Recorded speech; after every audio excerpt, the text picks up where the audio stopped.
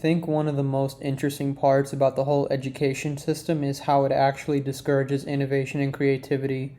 Back in high school, and even in middle school, I was never really given the opportunity to be myself.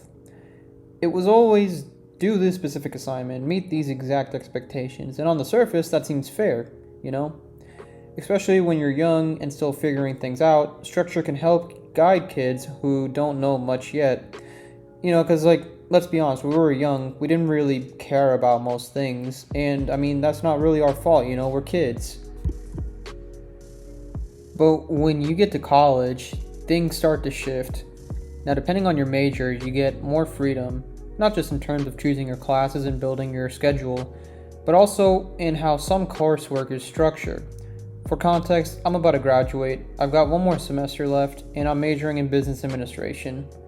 I originally wanted to do biology, but ended up switching, so yeah, go ahead, call me a STEM dropout if you want to, I'm not going to get offended. But on a more serious note though, switching really opened my eyes to how the world of business operates. In business, creativity and innovation aren't optional, they're major pillars, especially when developing new products and services.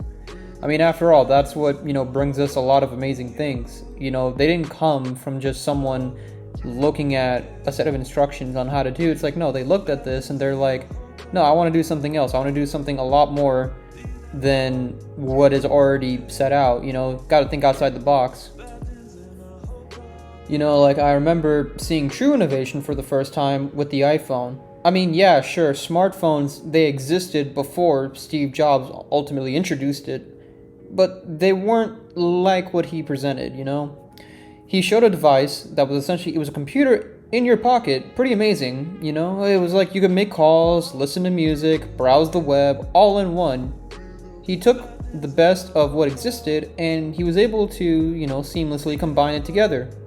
Now, I'm not an expert on Steve Jobs, but even though I know he was a major figure in innovation, the thing is, he didn't create the iPhone by following some pre-made blueprint. He created it by thinking differently, and that was ultimately a slogan of his, which was, think different. And it wasn't just for, this guy in a black turtleneck to say it, it's like there actually was some meaning behind it. And that's really the part that schools never really talk about. They teach us about what people accomplished, but not exactly how they got there. And now Steve Jobs, he didn't innovate because he followed directions, he innovated because he pushed beyond them. And he's not the only one. Plenty of innovators do the same. You look at HP, you look at Samsung, which is actually, pretty interesting for those that remember. He actually sued Samsung and Android because he looked at Android as it was essentially this copy-paste of the iPhone, which it kind of was, but at the same time, that's just pure competition right there. And as much as Steve Jobs was an innovator, he actually was known for being a pretty sore loser. You can do research on it. He was a very intelligent guy, I'll give him that, but he also wasn't a very pleasant one to deal with. But yet schools, instead of encouraging that mindset, they actually often do the opposite. Think back to when you were in grade school and think about those teachers who would mark an answer wrong even if you got it right because, oh, you didn't solve it their way. How is that supposed to teach creative thinking? People tell you all the time, you need to be a creative thinker, you have to actually know how to think outside the box, but you're just punished for, diverging from the script. But in the real world, and as I stated before, especially in corporate environments or entrepreneurship, you have to think outside the box.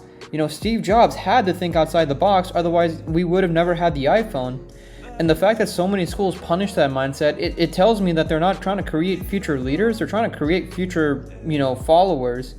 And that's not an issue, but at the same time, it's like you can't have your cake and eat it too, But, people love saying college is a scam. My personal view of this, I personally don't believe it's a scam if done right. Now, obviously, high tuition costs are a separate issue now, but if students were taught the right material in the right way, college would be extremely valuable again, minus a financial burden. I mean, let's look at it what it is. The internet, and albeit, I mean, even before artificial intelligence, the internet has kind of made majority of college degrees, wouldn't say outright useless, but the access to knowledge has really increased. And with the thanks to the internet, I mean, I could learn my entire degree online without having to step foot inside a college campus. The only reason why I'm even going to one is because you know, at the very end, your reward is you get this piece of paper that says you attended this university, you know, did a series of assignments, and being a good boy, you got this degree which you can go and show to employers. But here's the real thing that no one talks about, you know, besides all of the system with college, is that society really doesn't want people to be innovative. You know, let's think about this for a second. If everyone was innovative, it would disrupt the system. People get degrees, do everything they're told, and then they would graduate, but they're told they have a lack of experience or they don't meet impossible job requirements. You know, just like school assignments with impossible standards. Now, this forces people into that mindset where they must follow a present path because that is what they've been told to do. I'm in that same boat sometimes, you know, but here's the thing. Hearing that what I need to do to be successful, I ask myself, what if I have to think outside the box for once? Because that's really how it is. You hear people doing about this all the time. I mean, besides just relying on your resume and stuff like that, you know, people do all these different little things to stand out, look like a better option for employers. And, you know, one could say that boosts creativity and innovation, but I mean, when creativity and innovation is being done out of desperation, it's not really going to bring as much results as one would really want. Another, you know, huge reason why creativity gets shut down is because people treat innovation like it's some dangerous nuclear process, something that only a few people should touch, you know. Now, I know that was a pretty big statement, but again, stay with me now. And yes, innovation can absolutely be risky. There's no doubt about that. However, history shows what happens when people take those risks, like Steve Jobs, for example. You know, he risked the iPhone being a colossal embarrassment. You know, that was like the one thing that he was campaigning on that, you know, whole keynote speech back in, I believe it was 2007, I believe, or so. But he still did it anyway, and I'm literally using an iPhone to this day. That is my daily driver. I mean, I'm getting the new, 17 Pro Max. I currently have a 14 Pro Max, but still, I am the reason, one of the many consumers that buys his stuff. So it worked out for him. And I feel like the same thing applies to artificial intelligence. Now AI has existed for decades. Apple even had AI in their phones. They had Siri. But then it took a company like OpenAI to actually utilize it in a way that benefits everyday consumers.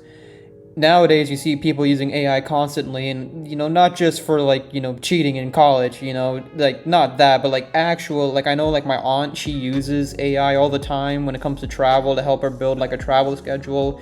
My buddies, they use AI in their jobs. AI is it went from just being, hey Siri, to hey ChatGPT, I need you to help me with this travel schedule. It's very revolutionary, and again, that came from innovation and creativity.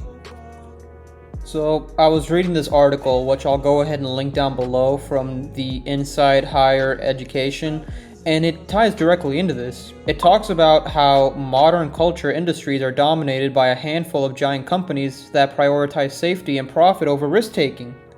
That's why everything today is sequels, reboots, and nostalgia bait, because those are predictable moneymakers. They know that people are going to buy this. I mean, look at Black Ops 7. They were nostalgia baiting off of Black Ops 2, and we all know the mess that is, And algorithms reinforce this by pushing familiar content, making it even harder for new, original ideas to gain attention. And the sad part is that big companies, they overshadow the smaller ones trying to, innovate. These big corporations behave just like the strict teachers back in grade school, with a mindset of, you need to do it my way, not your way. Even if your idea is technically correct, they'll tell you it's wrong. They'll lie to your face and tell you it's wrong because it doesn't fit their model. That's pretty unfair, and that just completely goes against everything we are taught to do. I mean, you look at the Industrial Revolution, which, despite its flaws, was a time where creativity and innovation were at an all-time high. People were inventing new machines, new processes, just trying to make life easier.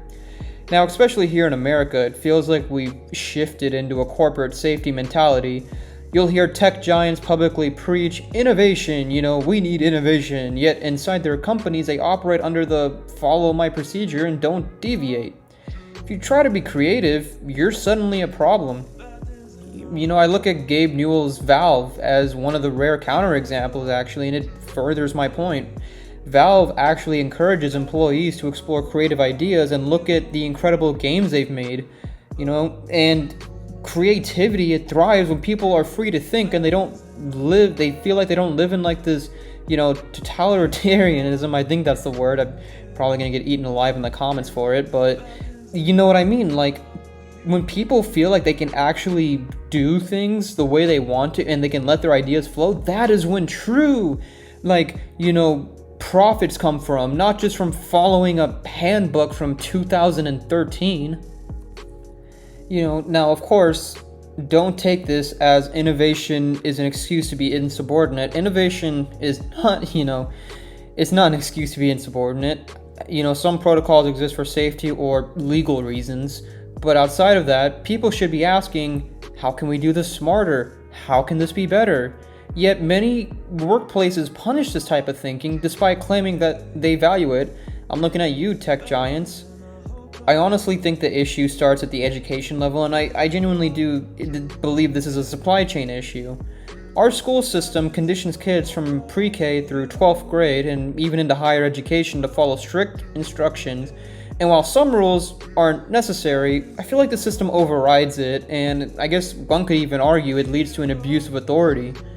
Kids learn that there's only one right way to do things, but by the time they reach the college or the workforce, their creativity has been suppressed for years. The places where they are expected to be creative and innovative, they don't have the skills for that because they've been failed at the grade school level. And here's the thing, while nothing will change anytime soon, if schools genuinely taught creativity, problem solving, and innovation, we would have far more successful people. People would learn to build their own opportunities instead of relying on simple, already well-established systems. And large corporations, they don't want that. The education system is heavily influenced by lobbying, state laws, and restrictions on curriculum. Because the moment you empower people to truly understand how the world works, they seem harder to control, harder to exploit, and much more capable of disrupting industries. Again, this isn't some evil boogeyman corporation theory, it's just how the systems protect themselves, Ask anyone experienced in education or business and they'll tell you the same thing, unless they're tech giants. Stay away from them, they're very evil.